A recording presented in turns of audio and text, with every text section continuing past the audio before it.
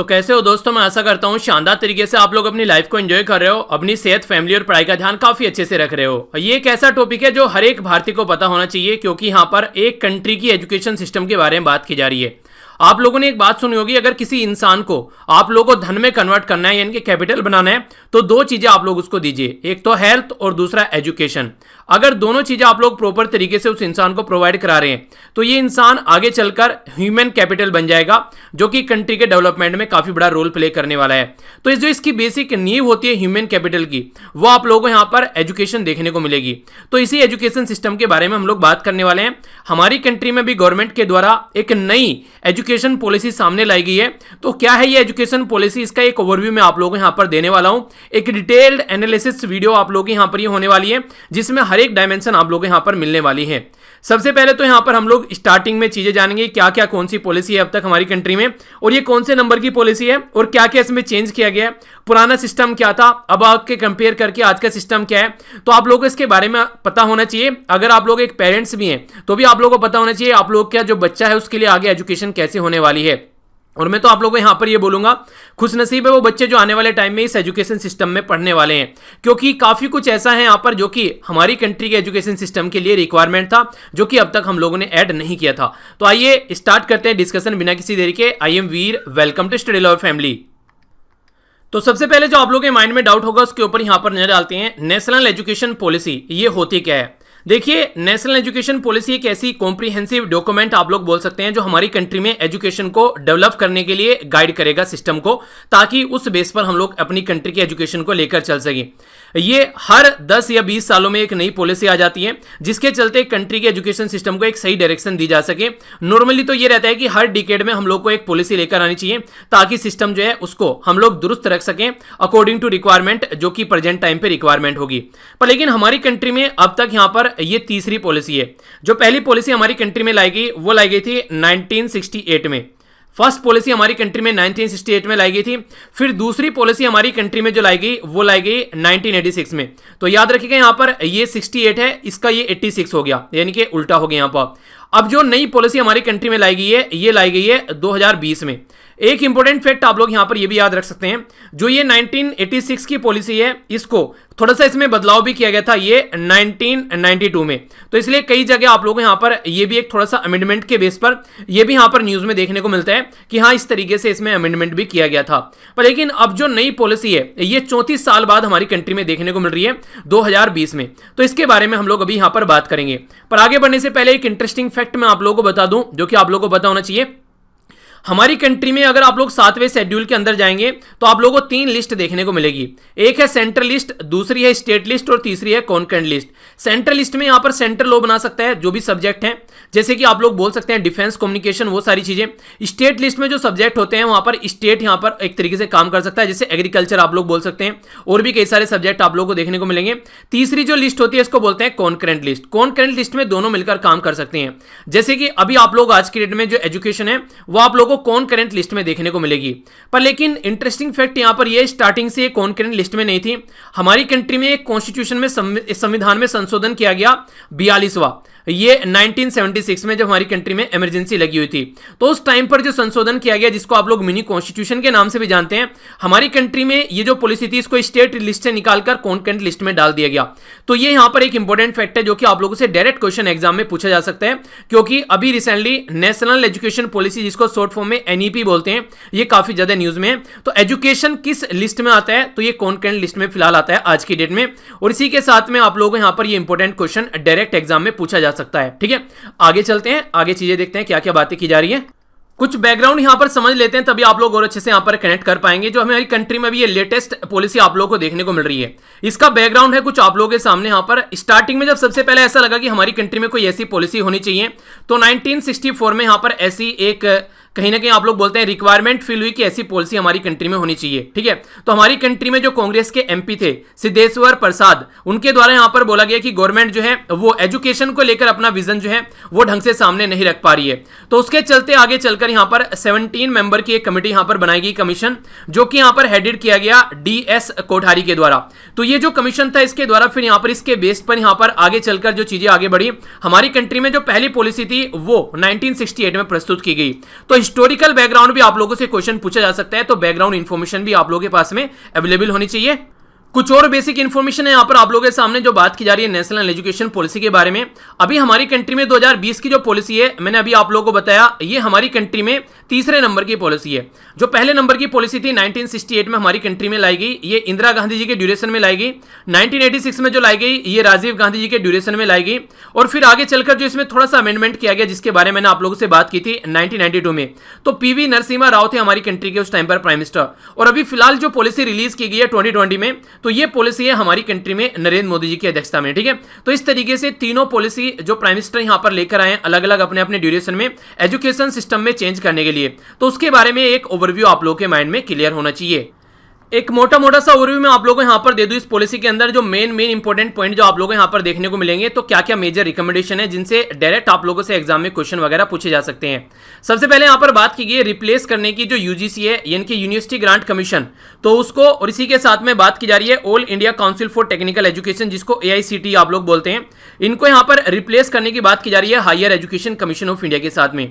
Next यहां पर open किए जा रहे हैं इंडियन हायर एजुकेशन के लिए फॉरेन प्लेयर, यानी कि बाहर की जो कंट्री है उनकी जो यूनिवर्सिटीज हैं वो भी हमारी कंट्री में अपनी इंस्टीट्यूशन यहां पर ओपन कर सकती है। तो ये भी एक बहुत बड़ी एक तरीके से इंट्रोडक्शन हमारी कंट्री में आप लोगों को फॉरेन प्लेयर का देखने को मिलेगा। इसी के साथ में 4 year multidisciplinary bachelor programme आप लोगों को देखने को मिलेगा विद एग्जिट पॉइंट। तो ये काफी इंपॉर्टेंट है, डिटेल में इसको डिस्कस करूंगा आने वाले टाइम में जब हम लोग इसके बारे में डिस्कस करेंगे इंपॉर्टेंट पॉइंट पर। ये तो इतना अच्छा है कि ये आज की डेट में भी अवेलेबल होना चाहिए था हर एक पर्टिकुलर स्टूडेंट्स के लिए, पर लेकिन खुश नसीब है वो बच्चे जो आगे इस पर्टिकुलर सिस्टम में पढ़ने वाले हैं। फ्लेक्सिबिलिटी आप लोगों को देखने को मिलेगी इंस्टीट्यूशन को लेकर, जो कि different design of 4 master programme यहां पर एक तरीके से अवेलेबल कराएंगे। कोई रिजिड देखने को आप लोगों को नहीं मिलेगा कि हाँ ये पर्टिकुलर एरिया में ये रिजिडिटी है, ऐसा कर सकते हैं या फिर बिल्कुल ऐसा ही करना है। ठीक है, इसी के साथ में एमफिल का प्रोग्राम जो है उसको भी डिसकंटिन्यू किया जा रहा है। ये बताऊंगा आखिर क्यों डिसकंटिन्यू किया जा रहा है, और जिसको नहीं पता है एमफिल क्या होता है उसको भी यहां पर इंफॉर्मेशन मिलेगी, तो इसके बारे में भी हम लोग जानेंगे। और नेशनल रिसर्च ये फाउंडेशन के बारे में बात की जा रही है, तो ये टोटल मिलाकर एक ओवरव्यू आप लोगों को यहां पर मैंने दिया, जिसके बेस पर हमारा लेक्चर अब आगे चलने वाला है।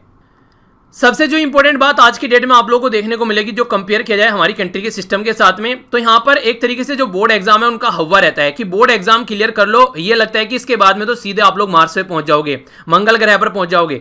ऐसा नहीं है, हमारी कंट्री में आप लोगों को ये काफी जो बर्डन बनाया जाता है अब उसको थोड़ा ईजी किया गया है और करिकुलम पर भी फोकस थोड़ा दिया गया है, ताकि जो कोर इसेंशियल चीजें हैं सिलेबस के अंदर वो एक तरीके से वही रखी जाए, बाकी की चीजों को रिड्यूस किया जाए, इससे बर्डन काफी कम होगा। और सबसे इंपॉर्टेंट जो फैक्ट है वो ये है कि अब तक हमारी कंट्री में एक तरीके से रट्टाफिकेशन ज्यादा रहता था कि ये चीजें पढ़ लो, ये कुंजी पढ़ लो, ये गाइड पढ़ लो, एग्जाम क्लियर हो जाएगा। पर लेकिन अब यहां पर वो चीजें आप लोगों को देखने को नहीं मिलेगी। एक्सपेरिमेंटल लर्निंग ज्यादा रहेगी, क्रिटिकल थिंकिंग ज्यादा रहेगी, यानी कि मेंटेलिटी जो मेंटल एबिलिटी जो कहते हैं एक तरीके से उसको ज्यादा बढ़ाया जाएगा, ना कि रट्टाफिकेशन पर फोकस दिया जाएगा। तो ये मुझे सबसे इंपॉर्टेंट पॉइंट यहां पर लगा कि कम से कम अब यहां पर ऐसा नहीं रहेगा कि जो रटने वाले बच्चे हैं वो आगे निकल गए और जिनकी मेंटल एबिलिटी अच्छी है वो पीछे रह गए। तो मेंटल एबिलिटी पर फोकस दिया जाएगा और स्टार्टिंग से ही इसको डेवलप किया जाएगा।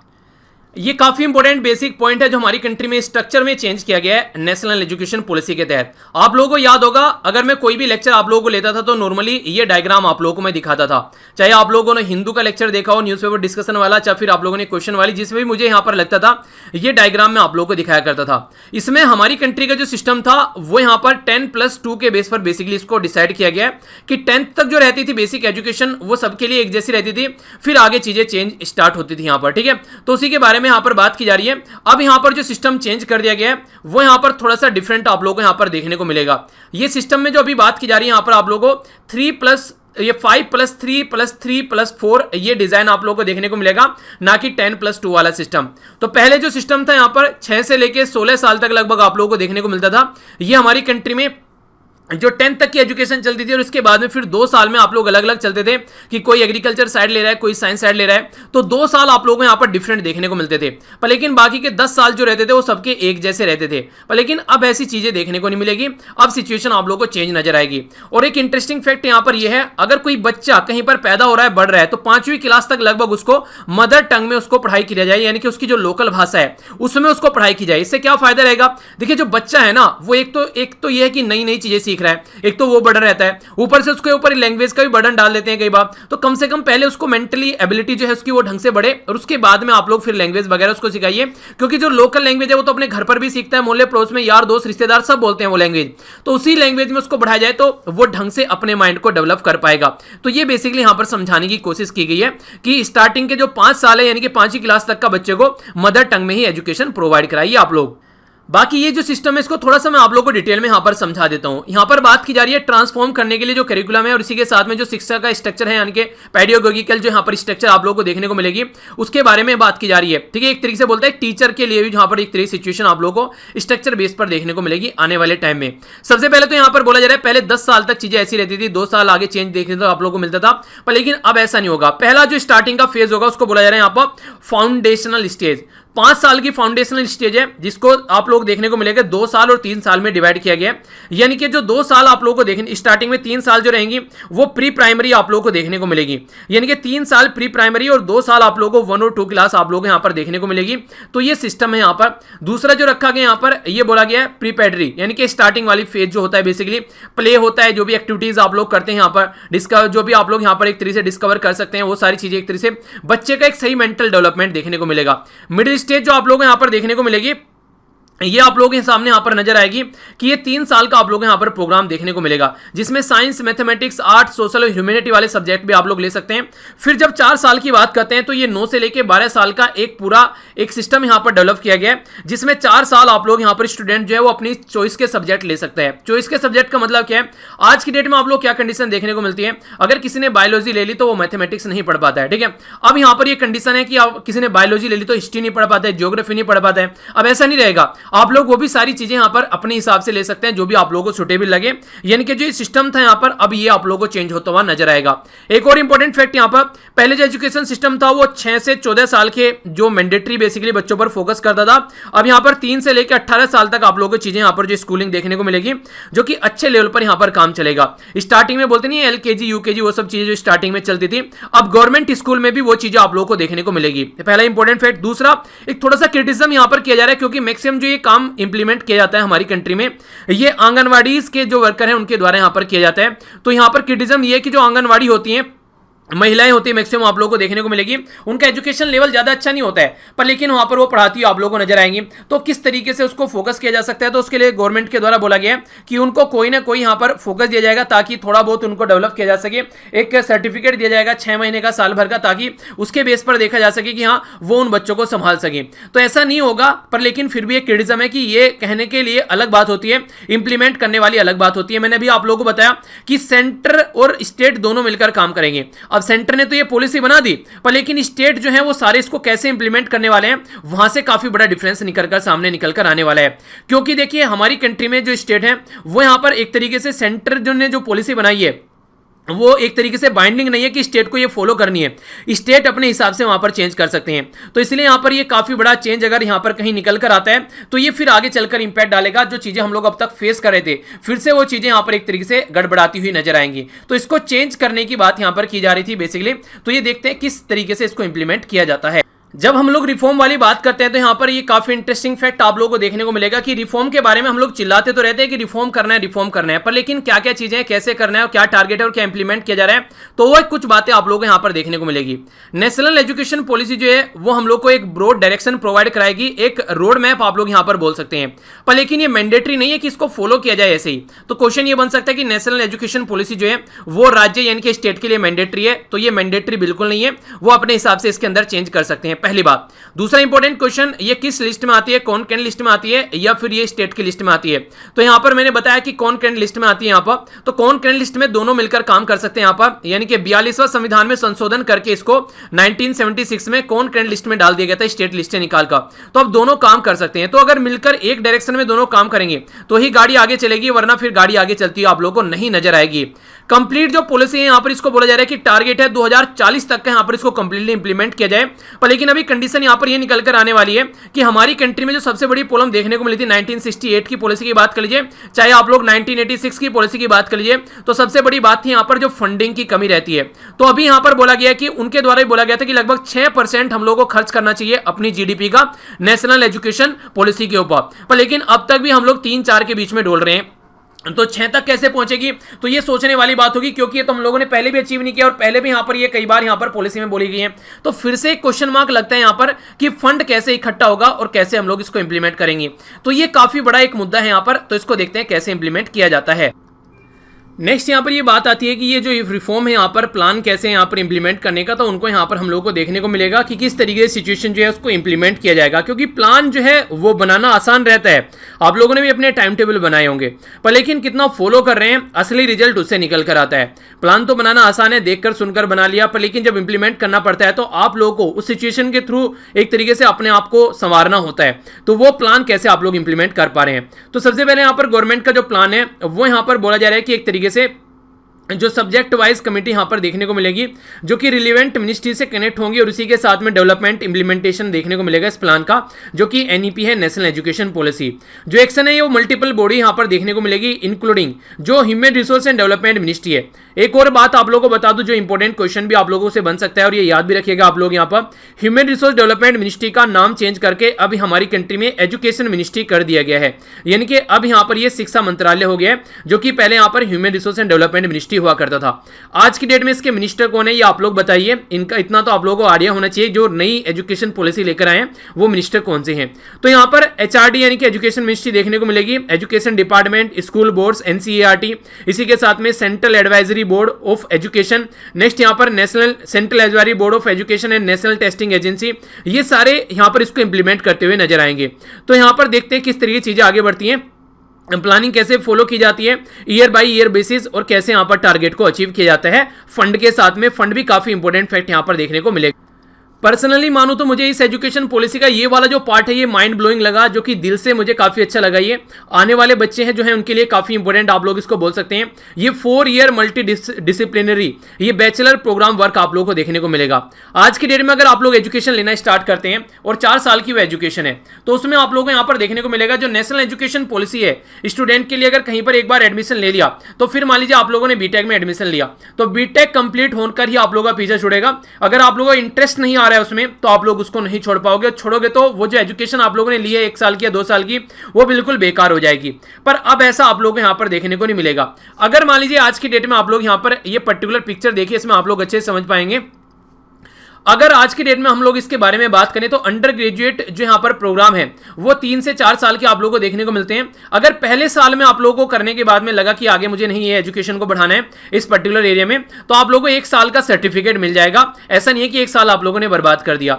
अगर 2 साल में जाकर आप लोगों को लगा कि नहीं यार गलती कर दी, फिर आप लोगों को एडवांस डिप्लोमा मिल जाएगा 2 साल का, वहीं पर ही आप लोग उसको छोड़ सकते हैं। फिर 3 साल का अगर आप लोगों ने कंप्लीट कर लिया यहाँ पर, तो आप लोगों को एक बैचलर डिग्री मिल जाएगी। और 4 साल का अगर आप लोगों ने यहाँ पर कंप्लीट कर लिया, तो बैचलर डिग्री के साथ में एक रिसर्च का भी एडिशन आप लोगों को यहां पर देखने को मिलेगा। यानी कि आने वाले टाइम में हमारी कंट्री में जो रिसर्च है उसको एजुकेशन का पार्ट बनाने की बात चल रही है, ताकि प्रॉपर वे में हमारी कंट्री में जो एजुकेशन के जस्ट बाद में आप लोग रिसर्च को भी एक तरीके से लाइफ का पार्ट बनाकर अच्छे से डेवलपमेंट हमारी कंट्री में देखने को मिले। तो रिसर्च के साथ में भी यहां पर काम आप लोगों को देखने को मिलेगा। और अच्छी बात यहां पर यह रहेगी, जैसे मान लीजिए आप लोगों ने यहाँ पर मान लीजिए आप लोगों ने बीए में एडमिशन लिया, ठीक है, एंट्री की, तो आप लोगों ने स्टार्टिंग में अगर आप लोगों को लगा कि सही नहीं चल रहा है, तो इस तरीके से आप लोगों ने छोड़ दिया, फिर आप लोगों ने कोई दूसरा सब्जेक्ट ले लिया, तो स्टार्टिंग का जो 1 साल है वो भी आप लोगों का काउंट होगा, जहां पर भी आप लोग कोई भी जॉब वगैरह करने यहाँ पर जाएंगे। ठीक है, तो ये काफी अच्छी बात आप लोग यहाँ पर बोल सकते हैं इस पर्टिकुलर प्रोग्राम की। नॉर्मली अगर आप लोग बीए वगैरह कर लेते हैं तो ये नहीं लगता है कि आप लोग आगे किसी रिसर्च एंड डेवलपमेंट में ढंग से एंट्री कर पाएंगे, पर लेकिन आगे चलकर आप लोग यहाँ पर उसमें एंट्री कर सकते हैं, वो अलग चीजें हैं। पर लेकिन अगर आप लोगों की अच्छी परफॉर्मेंस है यहाँ पर इस पर्टिकुलर फील्ड में, आप लोग उसको आगे लेकर चल सकते हैं और पीएचडी तक भी आप लोग इसको लेकर पहुंच सकते हैं आसानी से। तो एक तरीके से आप लोग बोल सकते हैं कि ये नहीं है कि एक रिजिड सिस्टम है, एक फ्लेक्सिबल सिस्टम है। अकॉर्डिंग टू स्टूडेंट जिसका इंटरेस्ट जहां पर भी आ रहा है वो उधर ही छलांग लगा सकता है, बिना किसी हर्डल के, बिना किसी टेंशन के। नेक्स्ट यहाँ पर एजुकेशन के बारे में काफी ज्यादा यहाँ पर क्रिटिसिज्म चल रहा है। जब हम लोग यहाँ पर लैंग्वेज के बारे में बात करते हैं तो इसकी वजह से काफी ज्यादा न्यूज में रहते हैं। स्टार्टिंग में यहाँ पर बताया गया कि 5 साल तक आप लोग आसानी से अपनी मदर टंग में यहाँ पर अपनी एजुकेशन कंप्लीट कर सकते हैं।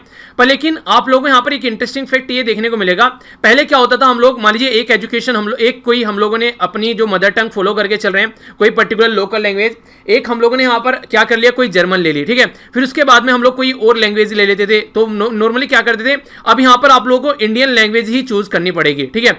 खासकर जो चाइनीज है उसको तो यहाँ पर सिस्टम से हटा ही दिया, ठीक है। तो इसका मतलब ये नहीं कि आप लोग दो कोई फॉरेन की लैंग्वेज साथ में लेकर चल रहे हैं, तो ये चीजें थोड़ी यहाँ पर चेंज की गई है। मैक्सिमम तो फोकस ये है कि लोकल लैंग्वेज को एक तरीके से अपने आगे एक तरीके से सही डायरेक्शन में लेकर चला जाए।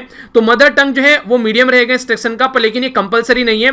रीजन क्या है इसका, क्योंकि एजुकेशन जो है कॉन्करेंट लिस्ट में आती है, तो स्टेट जो है वो अपने हिसाब से इसको डिसाइड करेंगे कि कैसे चीजों को लेकर चलना है।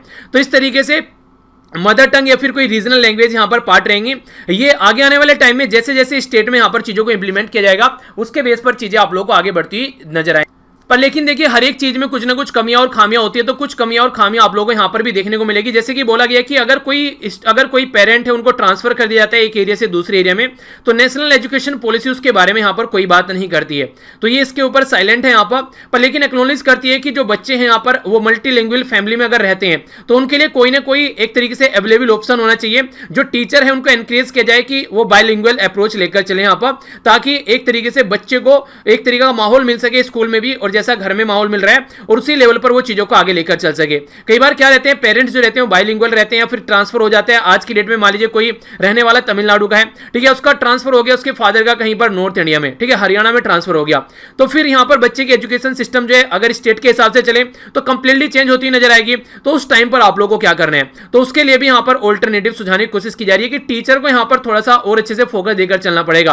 तो अगर देखिए अब तक जो बात चल रही थी टीचर को लेकर तो वो कंप्लीटली डिफरेंट थी, पर लेकिन अब टीचर पर थोड़ा ज्यादा फोकस देना पड़ेगा, क्योंकि टीचर ही जो बैकबोन है इस एजुकेशन सिस्टम की। अगर टीचर ढंग से नहीं रहेंगे और टीचर अच्छे लेवल के प्रोवाइड नहीं करा पाएंगे तो एजुकेशन सिस्टम जो है वो लड़खड़ाता हुआ नजर आएगा। तो टीचर के ऊपर भी काफी इंपॉर्टेंट फोकस देने की बात की गई है इस एजुकेशन पॉलिसी के अंदर। अब यहाँ पर हम लोग बात कर लेते हैं एमफिल वाली, जो कि आप लोग काफी यहाँ पर परेशान थे। कई सारे बच्चों के द्वारा हिंदू न्यूज़पेपर के डिस्कशन के ड्यूरेशन भी पूछा गया, सर ये क्या चक्कर है, इसका थोड़ा समझाइएगा। तो इसके बारे में थोड़ा सा मैं डिटेल में आप लोगों से बात करता हूँ। हमारी कंट्री में अगर आप लोग एक प्रॉपर पैटर्न में चलते हैं, मान लीजिए आप लोगों ने पहले बीए की डिग्री ली, ठीक है, इसके बाद में आप लोगों ने फिर एमए करना स्टार्ट कर दिया, नेक्स्ट आप लोग आगे बढ़ेंगे पीएचडी तक पहुंचेंगे। तो पीएचडी से पहले आप लोगों को क्या करना पड़ेगा, यहाँ पर करना नहीं पड़ेगा, बेसिकली एक इंटरमीडिएट डिग्री मानी जाती है जिसको एमफिल का नाम हम लोगों ने दे दिया। यानी कि एक तरीके से आप लोग बोल सकते हैं कि एमए से लेकर पीएचडी तक एक माइंड सेटअप तैयार करने के लिए एमफिल की डिग्री हमारी कंट्री में दी जाती है। नॉर्मली मैक्सिमम लोग तो आगे चलकर एमफिल का काम करते हुए नजर आते हैं, पर लेकिन ये डिग्री हमारी कंट्री में है एक तरीके से इंटरमीडिएट डिग्री आप लोग बोल सकते हैं इसको, जो कि नॉर्मली यहां पर 5 साल के बाद देखने को मिलती है। या तो बीए आप लोगों की 4 साल की है, 1 साल की एमए हो गई या एमए हो गई, या फिर बीए आप लोगों की 3 साल की है, 2 साल की एमए हो गई, तो उसके बाद में फिर एमफिल की डिग्री के बाद में आप लोग पीएचडी तक पहुंचते हैं। पर लेकिन गवर्नमेंट के द्वारा बोला गया है कि मैक्सिमम जो बच्चे हैं वो एमफिल की डिग्री के बजाय पीएचडी करना ज्यादा पसंद करते हैं, यानी कि उसको साथ में लेकर आगे बढ़ना ज्यादा पसंद करते हैं। तो एमफिल का फिर फायदा क्या है, तो इसलिए एमफिल को यहां से हटाया गया है। यहाँ की एक ऑल ओवर वर्ल्ड में यहाँ पर बेसिकली एमफिल की जो डिग्री है वो यहाँ पर नहीं देखने को मिलती है। अगर आप लोग बात करेंगे यहाँ पर एक तरीके से मोस्ट यूनिवर्सिटी जो है यूके और यूएसए यहाँ पर ये, ठीक है, तो उसके बीच में आप लोग नॉर्मली एमफिल देखने को मिलती है। तो यहाँ पर जो है पीएचडी की डिग्री तक पहुंचने के लिए इसको ब्रिज माना जाता है।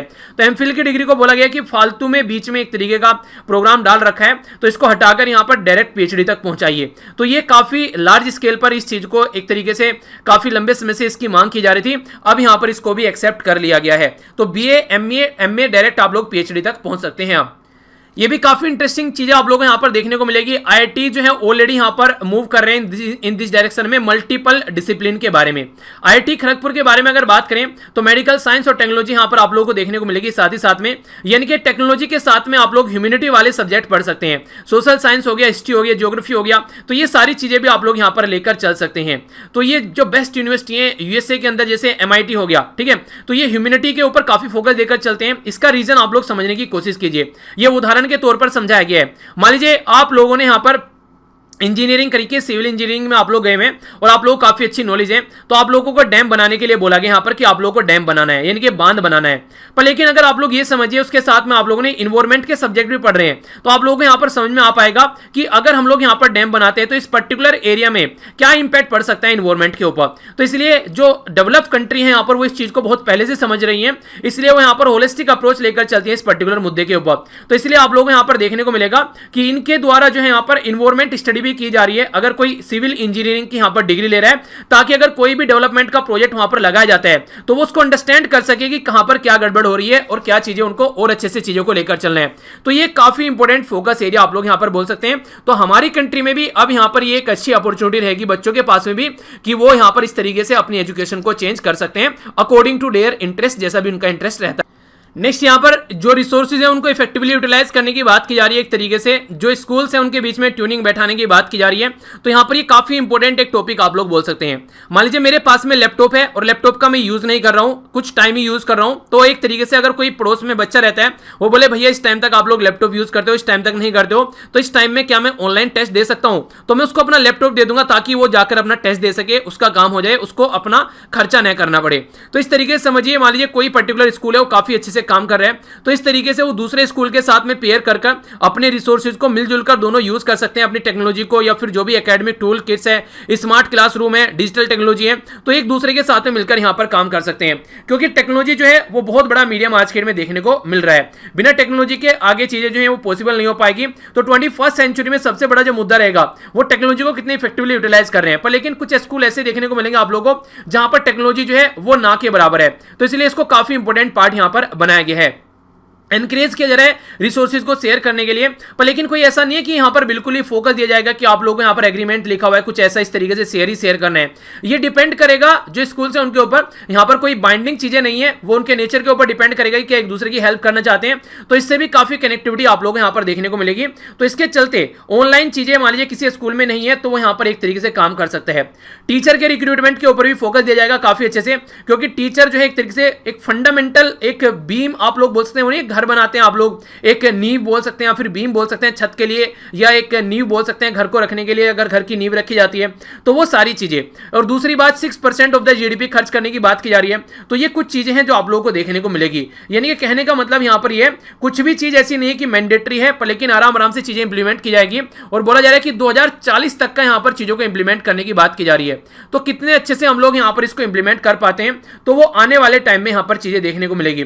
पर इसी के बीच में जो भी चेंज हमारी कंट्री में यहां पर लाए जा रहे हैं उसको हम लोग कैसे इंप्लीमेंट कर पाते हैं और सारे राज्य मिलकर कैसे काम करते हैं, तो वो भी काफी इंपॉर्टेंट फैक्ट आप लोगों को यहां पर नजर आएगा सामने। ठीक है, बाकी एक बात की जा रही है यहां पर हमारी कंट्री में ग्रोस इनरोलमेंट रेशो को लेकर, यानी कि जो एडमिशन होता है, जो स्टार्टिंग में बच्चे जो जाते हैं ना प्राइमरी स्कूल में, तो वहां पर तो लगभग सारे बच्चे चले जाते हैं। पर लेकिन जैसे जैसे आगे बढ़ती जाती हैं चीजें, यानी कि सेकेंडरी लेवल पर पहुंचे जैसी, तो वहां पर लगभग 50% हो गए। फिर आगे चलकर हायर एजुकेशन पर पहुंचे तो वहां पर जाकर लगभग 25 से 30% के बीच में हो गए। तो जैसे जैसे एजुकेशन बढ़ती रहती है लोग जो हैं अपनी एजुकेशन को छोड़ना स्टार्ट कर देते हैं। ये आप लोगों ने भी देखा होगा, जो स्टार्टिंग में आप लोगों के साथ में जो बच्चे पढ़ते थे प्राइमरी स्कूल में, वो आज की डेट में कहीं ना कोई काम कर रहे होंगे अलग अलग रीजन की वजह से। ठीक है, तो वो भी काफी बड़ी एक प्रॉब्लम देखने को मिलती है। पर लेकिन इसके लिए भी एक ऑल्टरनेटिव यहां पर ये लाया गया है कि अगर आज की डेट में किसी की एजुकेशन बीच में छूट जाती है तो वो भी उसके लिए उसको आगे चलकर कंटिन्यू कर सकता है। ठीक है, यानी कि उसके पास में भी एक ऑल्टरनेटिव रहेगा। तो आप लोग इसको भी एक अच्छा उदाहरण आप लोग यहां पर बोल सकते हैं। कई सारी मूवीज में भी आप लोगों ने देखा होगा एजुकेशन रुक जाती है बीच में, फिर आगे चल के सुशांत सिंह राजपूत का मैं एक इंटरव्यू सुन रहा था, उसने भी बोला कि उसने अपनी एजुकेशन बीच में छोड़ी, पर लेकिन जब उसके ही स्कूल में उसको स्पीच देने के लिए बुलाया गया तो उसने वहां पर टीचर से पूछा क्या मुझे मेरी डिग्री मिल जाएगी। तो आप लोग समझ सकते हैं यहां पर अब जो एक तरीके की वो इच्छा हुआ करती थी, अब वो आप लोगों को कंप्लीट होती यहां पर नजर आएगी कि हाँ कम से कम डिग्री तो मिल जाए यार। कोई ये ना बोले कि हाँ डिग्री भी नहीं है बंदे के पास में, तो कम से कम दिखाने के लिए ही सही, अपने सेटिस्फेक्शन के लिए ही सही, अब वो भी एक जो विश थी यहां पर वो भी आप लोगों को पूरी होती है नजर आएगी। तो एक काफी अच्छी बात आप लोग यहां पर बोल सकते हैं एजुकेशन पॉलिसी को लेकर। ठीक है, तो ये था टोटल आज का हमारा डिस्कशन। आई होप कि आप लोगों ने इसको अच्छे से एंजॉय किया होगा। तो ये तो थी बीच में जो चीजें थी हमारे सामने, बाकी जो भी इसके अलावा आर्टिकल्स आएंगे न्यूज़पेपर में वो हम लोग टाइम टू टाइम कवर करते रहेंगे, वो सारी चीजें आप लोगों को देखने को मिल जाएंगी। बाकी लेक्चर की जो पीडीएफ है आप लोग टेलीग्राम से जाकर डाउनलोड कर लीजिएगा, और इसी के साथ में आप लोग मेरे साथ में कनेक्ट रह सकते हैं। फेसबुक, इंस्टाग्राम, टेलीग्राम, ट्विटर पर सारे लिंक वीडियो के नीचे मिल जाएंगे, और टेलीग्राम से पीडीएफ के साथ में जो भी सारे लेक्चर होते हैं सारे की पीडीएफ एक जगह इकट्ठे मिल जाएगी।